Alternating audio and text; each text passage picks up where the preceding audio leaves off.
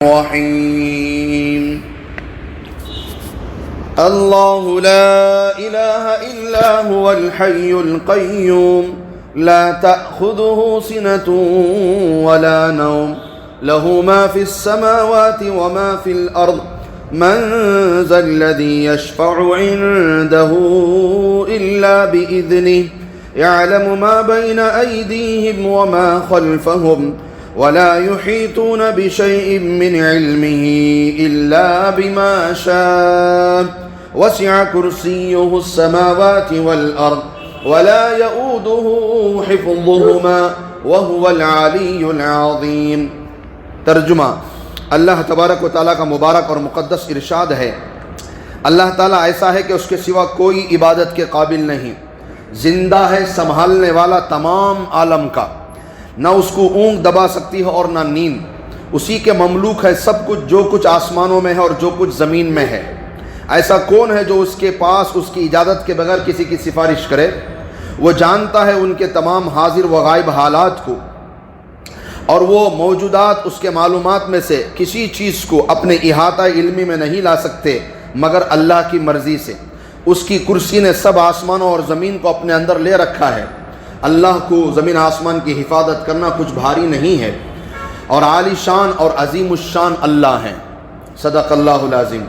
سورہ بقرہ کی آیت نمبر 255 ہے، اور اس کو آیت الکرسی اور عظیم آیت کہتے ہیں۔ تو میرے عزیزوں، اللہ کا اصلی نام ہے، حقیقی نام ہے، ذاتی نام ہے، اور باقی 9 جملے سب اللہ کے صفات بیان کرتے ہیں۔ اللہ لا الہ الا ہوا، کہ اللہ، اس میں توحید الوہیت یعنی عبادت میں اللہ کے سوا کوئی اور شریک نہیں ہو سکتا۔ کیوں؟ دنیا میں ہر قوم خدا کو، اللہ کو مانتی ہے، رنگ الگ، روپ الگ، ان کے عقیدے الگ، مگر دنیا میں ہر ایک طبقہ کہیں نہ کہیں کسی نہ کسی انداز میں خدا کو مانتا ہے۔ اس لیے فرمایا صرف خدا کو ماننا کافی نہیں، خدا کے لیے عبادت کرنا ضروری ہے، لا الہ الا ہوا۔ ورنہ دنیا میں ہر سب خدا کو مانتے ہیں الگ الگ طریقوں سے، مگر صرف خدا کو ماننا کافی نہیں ہوگا، بلکہ ساری ہماری عبادتیں خدا کے لیے ہو، اللہ کے لیے ہو۔ لا الہ الا ہوا، عبادت کے لائق بس وہی ہے، اور کوئی دنیا میں کوئی چیز، کوئی اور شخص عبادت کے لائق نہیں ہو سکتا، صرف اللہ ہے۔ لا الہ الا ہوا، توحید الوہیت میں کوئی شریک نہیں۔ الحی القیوم، وہ زندہ ہے اور قیوم ہے۔ حضرت اسماء رضی اللہ تعالی عنہا فرماتی ہیں، آپ صلی اللہ علیہ وسلم نے ارشاد فرمایا کہ اللہ کا ایک اسم اعظم ہے، اللہ کا ایک اسم اعظم ہے۔ اسم کہتے ہیں نام کو، اعظم کہتے ہیں بڑا۔ اسم اعظم اللہ کا بہت بڑا نام، اللہ کا ایک اسم اعظم ہے۔ اگر کوئی اسم اعظم کے واسطے سے اللہ سے دعا کرے گا، اللہ سے مانگے گا، تو اللہ اسے وہ ضرور عطا فرمائیں گے۔ جیسے قرآن پاک کے اندر سورہ نمل میں حضرت سلیمان بن داؤد علیہ السلام کے تذکرے میں آتا ہے کہ حضرت سلیمان علیہ السلام نے اپنے جنات اور اپنی عوام، اپنے لشکر میں سے سوال کیا کہ بھی کون ہے جو ملکہ سبا کا تخت لے کر آئے اس کے آنے سے پہلے؟ تو جناتوں میں سے اٹھے، ایک نے کہا کہ میں لاؤں گا۔ کتنی دیر میں لاؤ گے؟ کہ جتنی دیر آپ بیٹھے ہیں کرسی سے آپ اٹھیں گے، اس سے پہلے لا کر رکھ دوں گا۔ حضرت سلیمان نے کہا یہ تو بہت دیر ہو گئی، اس سے جلدی کون لائے گا؟ تو پھر انسانوں میں سے آصف بن برقیہ نے کہا کہ حضرت اگر اجازت دیں تو میں لاؤں۔ کتنی دیر میں لاؤ گے؟ پلک جھپکنے کے برابر میں تخت لاؤں گا۔ کتنی دور ہے؟ پتہ نہیں، ہزاروں میل دور پڑا ہے تخت، اور تخت پر پہرے لگے، تالے لگے، زنجیریں لگی ہیں، چاروں طرف لشکر ہے، وہاں سے تخت اٹھانا ہے، ہزاروں میل یہاں ملکہ سبا آنے سے پہلے لانا ہے، وہ بھی پلک جھپکنے کے برابر میں۔ تو فرماتے ہیں کہ ان کے پاس یعنی آصف بن برقیہ کے پاس اسم اعظم کا علم تھا، اللہ نے عطا فرمایا تھا نبی کے ذریعے، تو انہوں نے وہی اللہ کا نام لیا جس کو اسم اعظم کہتے ہیں، اس اسم اعظم کے نام کو لے کر اللہ سے دعا کی تو پلک جھپکنے سے پہلے وہ تخت حاضر ہو گیا، اسی کو انہوں نے کہا ھذا من فضل ربی، یہ میرے رب کا فضل ہے۔ تو اسم اعظم بڑا طاقتور نام ہے۔ اب وہ یہ ہے وہ ہے، حدیثوں میں اس کی تعین نہیں کی گئی کہ اس میں ہو سکتا ہے، اس میں ہو سکتا ہے۔ تو حضرت اسما رضی اللہ تعالی عنہا کی روایت ہے کہ آپ صلی اللہ علیہ وسلم نے ارشاد فرمایا اللہ لا الہ الا ہوا الحی القیوم، اس میں وہ اسم اعظم موجود ہے، اس آیت کے اندر اسم اعظم موجود ہے۔ حضرت ابو امامہ رضی اللہ تعالیٰ عنہ کی ایک روایت ہے، آپ صلی اللہ علیہ وسلم نے ارشاد فرمایا کہ اسم اعظم قرآن میں ہے اور وہ 3 جگہ ہے، سورہ بقرہ، سورہ آل عمران، سورہ طٰہٰ۔ پھر آپ نے تلاوت کر کے دکھائی اللہ لا الہ الا هو الحی القیوم، سورہ بقرہ میں یہ آیت، سورہ آل عمران میں الف لام میم اللہ لا الہ الا هو الحی القیوم اس میں، اور سورہ طٰہٰ میں وعنت الوجوہ للحی القیوم، یہ تینوں میں اسم اعظم ہے۔ تو پھر صاف ظاہر ہے یہ تینوں آیتوں میں آپ کو لفظ حی اور لفظ قیوم یہ آپ کو تینوں آیتوں میں مل رہا ہے۔ اللہ لا الہ الا هو الحی القیوم یہاں بھی ملا، وہاں الف لام میم اللہ لا الہ الا هو الحی القیوم وہاں بھی ملا، اور تیسرا وعنت الوجوہ للحی القیوم وہاں بھی ملا۔ تو الحی القیوم کہتے ہیں کہ یہی اسم اعظم ہے، باقی تعین نہیں کی گئی۔ تو اس لیے میرے عزیزوں ہم یہ تینوں آیتیں پڑھ لیں گے دعا میں اور اللہ سے کریں گے یا اللہ جو اس میں اسم اعظم ہوگا اس کی برکت سے میری دعا قبول فرما۔ الحی القیوم یہ اسم اعظم ہے۔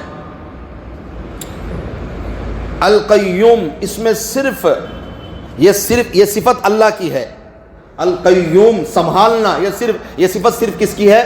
اللہ کی ہے، اللہ کے علاوہ کوئی اس میں شریک نہیں ہو سکتا۔ اسی لیے عبد القیوم جن کا نام ہوگا ان کو پورا نام لے کر بلائیں گے، صرف قیوم کہہ کر ہرگز نہیں بلائیں گے۔ کسی انسان کو قیوم کہہ کر نہیں بلا سکتے، قیوم یہ صرف اللہ کی صفت ہے، کا نام ہے عبد القیوم، پورا بولو کہ بھئی اللہ جو قیوم ہے ان کا بندہ، پورا نام لو، عبد القیوم لو۔ صرف قیوم لینا یہ بالکل اس کی اجازت نہیں، انجانے میں لے رہو الگ بات ہے، مگر اب اس کے بعد نہ لیں آپ نام، صرف قیوم کا کہنے کی اجازت نہیں، عبد القیوم کہنا پڑے گا، پورا نام لینا پڑے گا۔ کیوں؟ اس لیے کہ یہ اللہ کی صفت خاص ہے، اس میں اور کوئی شریک نہیں ہو سکتا۔ تو الحی القیوم یہ اسم اعظم، لا تأخذہ سنۃ ولا نوم، زندہ ہے، ہم زندہ ہیں مگر زندہ رہنے کے لیے انرجی کے ساتھ باقوت رہنے کے لیے سونا پڑتا ہے۔ ہم زندہ ہیں مگر ہمیں ہوشیار رہنے کے لیے کیا کرنا پڑتا ہے؟ کچھ گھنٹے سوئیں گے تو پھر کچھ گھنٹے ہوشیار رہیں گے، جب نہیں سوئیں گے تو پھر ہوشیار رہ کر بھی بے فائدہ، غلطیاں ہونا شروع ہو جائیں گے۔ تو ہم زندہ ہیں، ہمارے زندہ رہنے میں ہم نیند کے محتاج ہیں۔ اللہ فرماتے ہیں اللہ زندہ ہیں، اللہ نیند کے محتاج نہیں ہیں۔ سبحان اللہ۔ لَهُ مَا فِي السَّمَاوَاتِ وَمَا فِي الْأَرْضِ، آسمان اور زمینوں میں جو کچھ ہے وہ سب اللہ کا ہے۔ مَنْ ذَا الَّذِي يَشْفَعُ عِنْدَهُ إِلَّا بِإِذْنِهِ، اللہ کی اجازت کے بغیر قیامت کے دن اللہ کے سامنے کوئی کسی کی سفارش نہیں کر سکتا۔ نبی خود اجازت سے پہلے کسی کی سفارش نہیں کر سکتے، اجازت کے بعد کریں گے، ایک لمبا وقت سجدے میں رہیں گے، پھر اللہ پاک سر اٹھانے کو کہیں گے، پھر اجازت دیں گے، تب جا کر اس کے بعد شروع ہوگی سفارش۔ نبی بھی وقت کے اور سارے نبیوں کے سردار وہ بھی اللہ کی اجازت کے بغیر سفارش نہیں کریں گے، تو پھر اللہ و ماشاء اللہ اور ادھر ادھر کے لوگ کہاں سے سفارش کریں گے؟ جب حضرت لوط علیہ السلام اپنی بیوی کے بارے میں سفارش نہیں کر سکتے، جب حضرت نوح علیہ السلام اپنے بیٹے کے بارے میں سفارش نہیں کر سکتے، سوچنے کی باتیں ہیں، جب انبیاء ہو کر اپنے فیملی کے لیے سفارش نہیں کر سکتے، تو ہم اگر دنیا میں کسی کو یوں کہہ لیں کہ بھی یہ اگر ہم ان کا دامن پکڑ لیں گے تو بر ہم یہ سیدھا لے کر چلے جائیں گے، یہ بالکل مناسب چیز نہیں ہے۔ تو قیامت میں اللہ کی اجازت کے بغیر کوئی کسی کی سفارش نہیں کر سکتا۔ یعلم ما بین ایدیہم وما خلفہم، اللہ سب کچھ جانتے ہیں، جو موجود ہے اللہ اسے بھی جانتے ہیں، جو غائب ہے اللہ اسے بھی جانتے ہیں، جو روشنیوں میں ہے اللہ اسے بھی جانتے ہیں، جو اندھیروں میں ہے اللہ اسے بھی جانتے ہیں، جو پیدا ہو چکا اللہ اسے بھی جانتے ہیں، جو آئندہ پیدا ہونے والے ہیں اللہ اسے بھی جانتے ہیں، جو ہو گیا اللہ اسے بھی جانتے ہیں، جو ہونے والا ہے اللہ اسے بھی جانتے ہیں، جو ماضی ہے اللہ اسے بھی جانتے ہیں، جو مستقبل ہے اللہ اسے بھی جانتے ہیں، جو دنیا میں ہوگا اللہ اسے بھی جانتے ہیں، جو آخرت میں ہونے والا ہے اللہ اسے بھی جانتے ہیں۔ یہ سب معنی آتے ہیں۔ یعلم ما بین ایدیہم وما خلفہم، کہ میرا اللہ مجھے جانتا ہے، میرا اللہ مجھے دیکھ رہا ہے، میرا اللہ مجھے سن رہا ہے۔ یہ استحضار اگر پوری زندگی میں ایک مرتبہ بھی پیدا ہو گیا تو سمجھو ہمارا دین مکمل ہو گیا۔ یہ استحضار کہ میرا اللہ، میرا رب مجھے ہر وقت دیکھ رہا ہے، تنہائی میں ہو تو بھی اللہ دیکھ رہا ہے، محفل میں ہو تو بھی اللہ دیکھ رہا ہے، رات میں بھی اللہ دیکھ رہا ہے، دن میں بھی دیکھ رہا ہے، غصے میں بھی اللہ مجھے دیکھ رہا ہے، سنجیدگی میں بھی اللہ مجھے دیکھ رہا ہے، سونے کی حالت میں بھی اللہ مجھے دیکھ رہا ہے، بیداری کی حالت میں بھی اللہ مجھے دیکھ رہا ہے، صحت کی حالت میں بھی اللہ مجھے دیکھ رہا ہے، بیماری کی حالت میں بھی اللہ مجھے دیکھ رہا ہے، جوانی میں بھی، بڑھاپے میں بھی، ہر جگہ اللہ مجھے دیکھ رہے ہیں۔ یہ احساس ہونا بہت ضروری ہے۔ جب تک اللہ کی محبت احساس بن کر اندر نہیں اترتی، میرے بھائیوں، اطاعت کرنا اتنا ہی مشکل ہو جائے گا۔ تو پھر جنازے میں دوڑ کر شریک ہونے والے پھر فرض نماز کے لیے بھی دوڑ کر آئیں گے، جس کے دل میں اللہ ہوگا، جس کے رگ رگ میں اللہ ہوگا، جس کے خون کے ایک ایک قطرے میں اللہ بسیں گے۔ ان صلاتی و نسکی و محیای و مماتی للہ، سب اللہ کے لیے۔ حضرات صحابہ کے رگ رگ میں اللہ تھے، چاہے وہ بعد میں ایمان لانے والے ہو، چاہے وہ پہلے کچھ بھی ہوں، بعد میں ایمان کے اندر آ گئے ہوں، آ گئے صحابی بن گئے، نبی کی تربیت میں آ گئے، تو پھر نبی کی تربیت اتنی خوبصورت کہ ایک ایک صحابی کے اندر ایسے اللہ اترے تھے۔ جنگ موتا، سامنے 1,00,000 کا لشکر دشمن کا، جنگ موتا میں سامنے کتنا ہے لشکر؟ 1,00,000 دشمن ہے، اور ادھر کتنے ہیں مسلمان؟ 3,000۔ کوئی جوڑ ہے؟ 1,00,000 کا 3,000 کا کوئی جوڑ ہے؟ حضرت ابو ہریرہ رضی اللہ تعالی عنہ اس جنگ میں شریک تھے۔ ان کے پڑوس میں حضرت ثابت بن اکرم رضی اللہ تعالیٰ عنہ یہ کھڑے تھے۔ سامنے 1,00,000 کا دشمن کھڑا ہے لشکر، اور یہاں 3,000 تھوڑے سے۔ تو حضرت ابو ہریرہ کے چہرے کا رنگ بدل رہا تھا۔ حضرت ابو ہریرہ کا چہرے کا رنگ بدل رہا تھا۔ تو حضرت ثابت نے دیکھا، کیا بات ہے، ابو ہریرہ چہرے کا رنگ بدلا ہوا ہے، کیا ہے؟ تو خود حضرت ثابت نے کہا، کیا سامنے 1,00,000 کا لشکر دیکھ کر رنگ اڑا ہوا ہے؟ تو حضرت ابو ہریرہ نے کہا، ہاں، ہم تو صرف 3,000 ہیں اور سامنے 1,00,000 کا دشمن ہے۔ تو حضرت ثابت بن اکرم نے کہا، ابو ہریرہ یہ تمہاری پہلی جنگ ہے، تم احد میں نہیں تھے، تم بدر میں نہیں تھے، تم خندق میں نہیں تھے، یہ تمہاری پہلی جنگ ہے، اس لیے تمہارے چہرے کا رنگ بدل رہا ہے۔ ہم نے ساری جنگیں دیکھی ہیں، ہم نے کبھی تعداد پر جنگ لڑی ہی نہیں، جب بھی لڑی ہے اللہ پر بھروسہ کر کے لڑا ہے۔ سبحان اللہ۔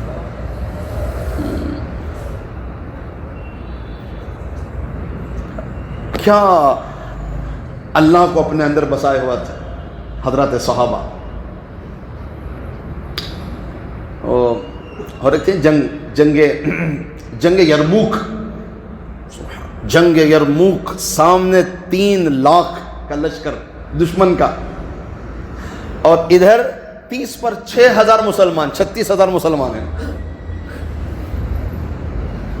حضرت خالد بن ولید کو ادھر سے آرڈر آیا حضرت عمر بن خطاب رضی اللہ تعالیٰ عنہ کی طرف سے کہ بھی تھوڑا لشکر لے کر فوراً پہنچو یرموک میں, مسلمانوں کی مدد کے لیے پہنچو. وہ کہیں اور عراق میں وغیرہ شاید وہاں پر تھے, وہاں سے وہاں جانے کے لیے تقریباً 16-17 دن لگتے تھے عام راستے سے, اور جنگلوں سے گزرنے پر 5-6 دن میں پہنچ جاتے تھے, 6-7 دن میں پہنچ جاتے تھے. تو حضرت خالد بن ولید رضی اللہ تعالیٰ عنہ نے کہا کہ فوراً پہنچنا ہے مدد کے لیے, تو عام راستے سے جانے میں 15 دن 16 دن لگ جائیں گے, جنگل کے راستے سے چلیں گے. حضرت عمر بن خطاب نے جو حضرت خالد بن ولید کو معزول کیا تھا نا, ایک وجہ یہ بھی تھی کہ حضرت خالد بن ولید وہ بندہ تھا جو تھکنا جانتا ہی نہیں تھا. کوئی بڑے شہیم لہیم نہیں تھے, سیدھے سادے تھے, اندر اللہ بولتے تھے, اللہ ہمت, تھکنا جانتے ہی نہیں بندہ خالد بن ولید رضی اللہ تعالیٰ عنہ. اور ایسے لشکر کو لے کر رات دن چلتے تھے, لوگ تھک جاتے تھے. اس وجہ سے حضرت عمر نے ان کو معزول کیا کہ آپ تھوڑا آرام کریں. حضرت ابو عبیدہ جو نرم مزاج کے تھے ان کو امیر بنایا. حضرت خالد بن ولید تو کبھی تھکے نہیں, اور جسم میں کوئی حصہ نہیں جہاں تلوار کا, بھالے کا, تیر کا زخم نہ لگا ہو, ایسا کوئی حصہ نہیں جسم کے اندر. تو ادھر لیٹر آیا حضرت عمر بن خطاب رضی اللہ تعالیٰ عنہ کا کہ خالد فوراً پہنچو یرموک میں مدد کے لیے مسلمانوں کی. تو اپنا لشکر لیا اور یوں نکلے جنگل کے راستے سے. تو ساتھیوں نے کہا حضرت یہاں جائیں گے پھنس جائیں گے, 2-3 دن کا تو ہمارا توشہ ہے, اس کے بعد تو پانی تک نہیں ملے گا یہ راستے میں, عام راستے سے چلیں گے, کہاں 15 دن لگیں گے, 7 دن میں پہنچنا ہے وہاں. تو کہا حضرت یہ تو مشکل ہے. حضرت خالد بن ولید نے کہا ہمارے لشکر میں رافع بن عمیرہ ہیں, رافع بن عمیرہ ہیں, جس لشکر میں رافع ہوں گے وہ لشکر کبھی ضائع نہیں ہو سکتا, اللہ ضائع ہونے نہیں دیتے.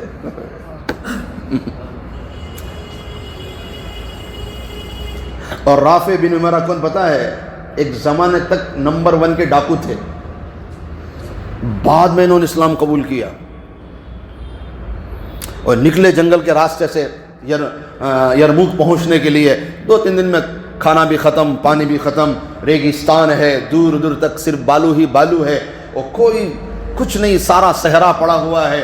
تو ساتھیوں نے کہا حضرت اب تو سب پانی ختم, کیا کریں گے؟ یوں تو لوگ پھر ختم ہو جائیں گے, پھر سفر کیسے کریں گے بنا پانی کے؟ تو حضرت خالد بن ولید نے کہا حضرت رافع کو بتاؤ بھائی, وہ کچھ کریں گے, اللہ سے مانگیں گے. تو ساتھیوں نے کہا حضرت رافع سے کہ امیر صاحب کہہ رہے ہیں کہ آپ کچھ کریں. تو حضرت رافع بن عمیرہ اس وقت نابینا ہو گئے تھے, عمر کے آخری حصے میں تھے, تھوڑا بینائی چلی گئی تھی. تو حضرت نے کہا تھوڑی بہت کہیں جھاڑیاں ہو تو دکھاؤ مجھے. تو ساتھیوں نے کہا ہاں تھوڑی بہت یہاں پر جھاڑیاں ہیں, وہاں لے چلو مجھے. وہاں حضرت رافع رضی اللہ تعالیٰ لے کر گئے. وہاں پر جو نماز پڑھی, اللہ سے دعا کی, اور ساتھیوں سے کہا آپ کھودو یہاں. کیا ایمان تھا, کیا ایمان تھا. ہم تو اللہ سے مانگنے کے بعد بھی شک میں پڑے ہوئے ہیں کہ پتہ نہیں چیز پوری ہوگی نہیں پوری ہوگی. مانگ کر شک میں پڑے ہوئے ہوتے ہیں ہم لوگ. اور ان کا ایمان دیکھو, ایسی جگہ کھودنے کو کہہ رہے ہیں جو ریگستان ہے, پانی کا ملنا ناممکن ہے, ایسی جگہ. کس پہ بھروسہ؟ اللہ کی ذات پہ بھروسہ کہ دینے والا اللہ ہے, دینے والا اللہ ہے. یعنی وہ ہجرت کی رات, وہ ہجرت کے سفر میں جب آپ صلی اللہ علیہ وسلم حضرت ابو بکر صدیق رضی اللہ تعالیٰ عنہ جب سفر میں جا رہے تھے, جب وہاں غار سے نکل کر جب آگے بڑھے, سارا توشہ ختم, کچھ نہیں کھانے کے لیے, راستے میں پریشان. تو پھر ایک بڑھیا ام معبد کا گھر ملا, اور وہاں نبی نے فرمایا ابو بکر کچھ دیکھو, کچھ مل جائے کھانے پینے کو ہمیں. تو جب گئے تو وہاں صرف ایک بڑھیا خاتون تھی ام معبد، ان کے شوہر کہیں گئے ہوئے تھے، کہا بیٹا گھر میں کچھ نہیں ہے.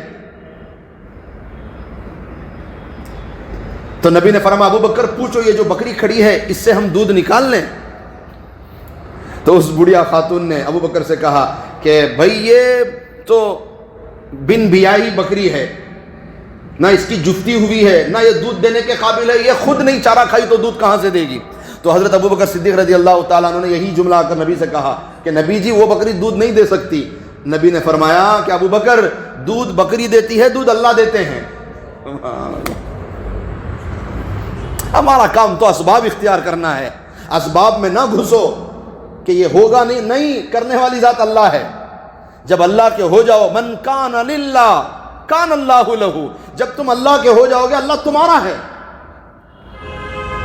اللہ کے ہو جاؤ تو پھر تو جبریل کا بھی ابراہیم نے انکار کر دیا کہ جبریل تمہاری بھی ضرورت نہیں ہے، اللہ مجھے دے کر مجھے بچا لے گا. سبحان. مچھلی کے پیٹ میں بھی کوئی آج تک بچا ہے؟ حضرت یونس کو کہ اللہ نے بچا کے نہیں دکھایا؟ اللہ کے بنو تو صحیح نا، تو پھر دکھائیں گے اللہ. اسباب پر نہ جاؤ کہ یہ کیوں ہوگا وہ کیوں نہیں. کرنے والی ذات اللہ پہ نظر رکھنے والا کبھی اسباب کو نہیں دیکھتا. حضرت رافع نے نماز پڑھی، دعا کی، کہا ساتھیوں سے کھودو، تھوڑا کھودو. جب تھوڑا کھودا تو وہاں سے ایسے پانی نکلا جیسے زرخیز زمین سے پانی نکلتا ہے. آج بھی وہاں کنواں بنا ہوا ہے اور انہی کے نام سے شہر بسا ہوا ہے. اور ایک زمانے میں کیا تھے؟ ڈاکو تھے، مگر ایسے ایمان لائے. اللہ کی ذات پہ ایمان، اللہ پہ بھروسہ. جس دن یہ آ جائے گا پوری دنیا تمہاری مٹھی میں ہوگی. پھر جبریل کیا، میکائیل کیا، ساری دنیا کائنات کو اللہ تمہارا خادم بنا کر کھڑا کر دیں گے، اس لیے کہ تمہارے پاس ایمان جیسی دولت ہے جو اور کسی کے پاس نہیں ہے. اتنی بڑی دولت کے باوجود ہم دنیا کے پیچھے بھاگ رہے ہیں جو فنا ہونے والی ہے، ختم ہونے والی ہے. میرے بھائیوں، کفن کو زمزم سے، عطروں سے مہکانے سے کچھ نہیں ہوتا. اعمال سے اپنے آپ کو معطر کرو تو خبر میں روشنی ہوگی. عطر انڈیل دیں گے کفن پر، ہو جائے گا مسئلہ، حل ہو جائے گا. خبر میں تو اعمال سے خوشبو نکلے گی. عطر کی کیا خوشبو لگاتے ہو؟ اپنے آپ کو بناؤ تیار. یہ فکر ہے کہ میرے بچے کیا کھائیں گے، میرے بعد میرے بچوں کا کیا ہوگا. کبھی یہ بھی فکر کی کہ میرے مرنے کے بعد میرا کیا ہوگا؟ یہ تو بڑی فکر ہے کہ میرے مرنے کے بعد میرے بچوں کا کیا ہوگا.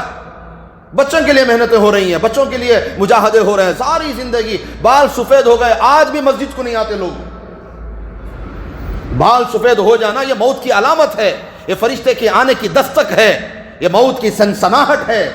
پھر بھی کہ میرے بچوں کا کیا ہوگا، کیا ہوگا، بھی تیرا کیا ہوگا تیری خبر میں. اللہ کے ہو جاؤ، اللہ کے ہو جاؤ، اللہ کے ہو جاؤ. کبھی سجدے میں سر رکھ کر اللہ سے مانگو کہ اللہ مجھے تو چاہیے، مجھے اور کچھ نہیں چاہیے. کبھی مانگا اللہ سے، اللہ کو، اللہ سے مانگو. اللہ سے، اللہ مانگنے کی چیز ہے. دنیا مانگتے رہتے ہو، چیزیں دولت مانگتے ہو، ضرورتوں کو مانگتے ہو، کبھی اللہ کو اللہ سے نہیں مانگتے. اللہ کہیں نہیں آتے. اللہ کو عرش بھی نہیں گھیر سکتا. اللہ کے سامنے عرش بھی چھوٹا. اللہ نے خود پیدا کیا عرش کو، تو کیسے بڑا ہوگا؟ اتنا بڑا عرش جہاں زمین و آسمان بھی رکھ دیں تو ایک انگوٹھی کے مانند ہوگا بڑے میدان میں. اتنا بڑا عرش اللہ کو نہیں، اللہ اس میں نہیں سما سکتے. اللہ فرماتے ہیں اے میرے بندے اگر تو اپنے دل کو صاف کر لے تو میں تیرے دل میں آ جاؤں گا. کبھی دل میں اتارو اللہ کو، پھر جو سجدہ کرو گے تو جنت کیا چیز ہے. صحابہ جنت دیکھتے تھے نماز میں، کوئی سی بڑی بات ہے. جب تم اللہ کو دل میں لو گے جنت کی کیوں نظر نہیں آئے گی تمہیں؟ مجھے بتاؤ. ابھی تو ہم ڈھونڈ رہے ہیں، کیا پتہ نہیں کہاں ہیں.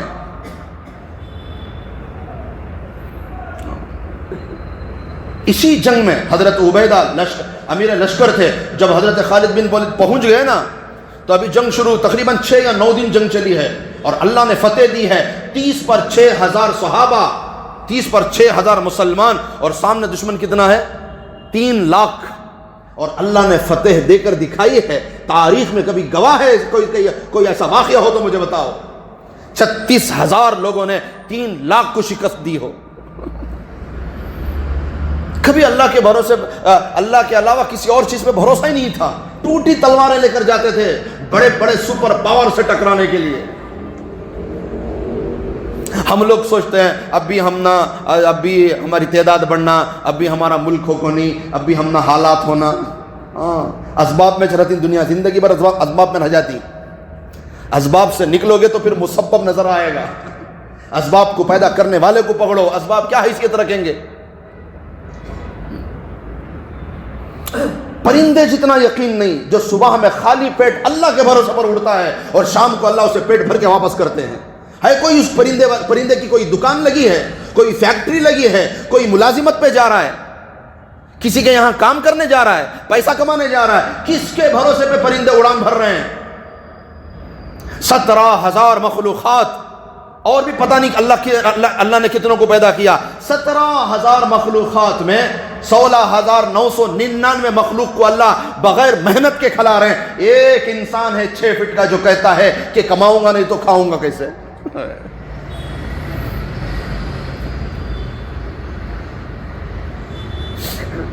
اسی جنگ میں, جنگ یرموک میں, حضرت جب وہ لشکر پہنچ گیا, سامنے دشمن 3 لاکھ کا اور ادھر کھڑے ہیں ایک نوجوان 14-16 سال کا, زیادہ تربیت صحابہ کی, تربیت نبی کی ملی تھی. ایک نوجوان آگے بڑھ رہا ہے اکیلا. حضرت ابو عبیدہ جو امیر لشکر ہیں, امیر لشکر سے کہتا ہے یا امیر المؤمنین, یا امیر لشکر, میں جا رہا ہوں نبی سے ملنے, کوئی پیغام ہو تو بتاؤ. اوہ, ایسے جیسے کہ ہم نہیں بولتے فلاں سے ملنے جا رہا ہوں, حضرت سے ملنے جا رہا ہوں, فلاں مولوی صاحب سے ملنے جا رہا ہوں, فلاں دوستوں سے ملنے جا رہا ہوں, جیسے ہم لوگ بول کے نہیں جاتے. وہ نوجوان کیا بول رہا ہے, نوجوان بندہ کیا بول رہا ہے کہ اے امیر, اگر کوئی پیغام ہو تو بتاؤ, میں نبی سے ملنے جا رہا ہوں. ایک کو اس نے مارا, 2 کو مارا, 3, 4, 5, 6, 7. اب اس پر حملے ہونے لگے. تو حضرت ابو عبیدہ نے کہا کہ اے نوجوان, اللہ کا واسطہ واپس آ جا. تو اس نے کہا واپس آنے کے لیے تو میں آیا ہی نہیں ہوں, کوئی پیغام ہو تو بتاؤ. حضرت ابو عبیدہ نے کہا نبی سے اتنا کہنا کہ نبی نے جو جو بتایا ہم نے اپنی آنکھوں سے وہ سب سچ ہوتا دیکھا ہے. 10 بندوں کو اکیلا نوجوان نے جہنم پہنچایا اور 11ویں بندے سے وہ خود جنت میں چلا گیا. کیا یقین کہ نبی سے ملنے جا رہا ہوں, اللہ سے ملنے جا رہا ہوں. سبحان اللہ. اللہ ہم سب کو اللہ کا احساس نصیب فرمائے. میرے بھائیوں, یہی چیز کی کمی ہے زندگی میں, یہی چیز کی کمی ہے.